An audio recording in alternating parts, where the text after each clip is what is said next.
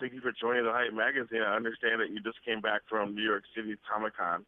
Yes, in our hometown, the cons are very different, San Diego to New York, but of course, living here, I absolutely love New York Comic Con. It's unlike anything else. Yeah, what kind of events were there? How was it? Well, every year it gets a little larger. So this year, I think they broke the record. It was over 200,000 people.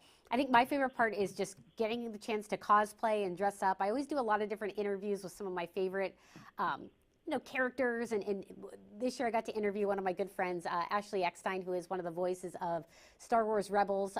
She plays Ahsoka Tano. So it's cool to be able to chat with people that are, larger than life on camera, but also get the hometown feel of being able to dress up in costume and be crazy. Yeah, gaming has become a literal sport nowadays. Yeah, so how virtual reality is changing our gaming experience too. yes, and at Comic-Con VR, virtual reality was huge. A number of the different shows that we are so familiar with have actually kind of created content for virtual reality. And I think in terms of gaming, and what we're talking about today is there's over 1 billion gamers worldwide. And yes, that kind of goes into different buckets, but what's neat about VR entering into this gaming world is it's so much more immersive. And I think it's exciting that the consoles we have now are so high tech and such a real experience, but they become even more immersive and even more lifelike when you can actually put on a VR headset and dive right into the content yourself and really become part of the game. So I think VR is the next big thing in gaming, and once you've experienced it, you'll likely agree. Yeah, how the nostalgia factor has played a part in the comeback of classic gaming systems. Can you tell me a little bit about that? Yes, it's crazy that I think gaming right now is really exciting because you have the high-end virtual reality headsets and VR systems, but also your high-tech gaming consoles, which evolve every single year and are incredible in terms of graphics and gameplay. But at the same time, we're kind of going through this revival in terms of the classic gaming systems, whether it's on the Nintendo side, the Atari side, even the Commodore 64 side. These new plug-and-play units are still becoming available, or now becoming available for all of us to play. And I have to tell you, one of my favorites is the Nintendo Classic Edition, and now they just announced last week the Super Nintendo Classic Edition. And when you have these little retro machines that have 200 of your favorite games built right in, like who doesn't want to play a little Frogger, I think it's exciting to actually go back to our roots of where we started with the world of gaming.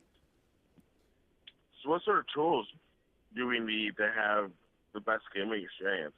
Yeah, I think what's interesting about no matter what console it is of your choice, we're finding, I had the opportunity to partner with Energizer, and about 81% of gamers, they all feel that same experience of being low on juice in the middle of a really important gaming session. And I push people towards getting the best batteries because, again, no matter what console you're playing with, you typically always need the batteries for the wireless controller or for the add-on accessories. And Energizer Ultimate Lithium batteries are the #1 AA batteries in the game. So if you're one of those 80% of individuals, myself included, that had that experience where you're playing with a wireless controller and it's just about to die during an important part, or 60% of those people we're actually finding have lost the game. So stay juiced up, and you can have the best equipment in the world, but if you don't have the fundamentals and really great batteries, you can be doomed on the gaming world. Wow, the popularity of professional eSport leagues and the influence in the industry is a big issue.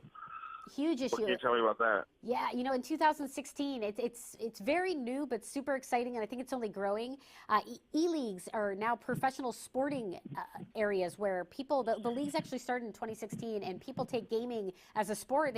It'll kind of brush it off, but in terms of the sponsorships and the prizing, it's just in the $1 million range in itself. But as I noted earlier, if you have 1 billion gamers worldwide, it's pretty crazy to think that tens of millions of them are actually broadcasting what they're gaming and also watching other gamers play. And then now to have these competition at such a high level, yeah, you're going to want that $1 million prize. So it is a legit sport, and I think it's only going to grow for years to come.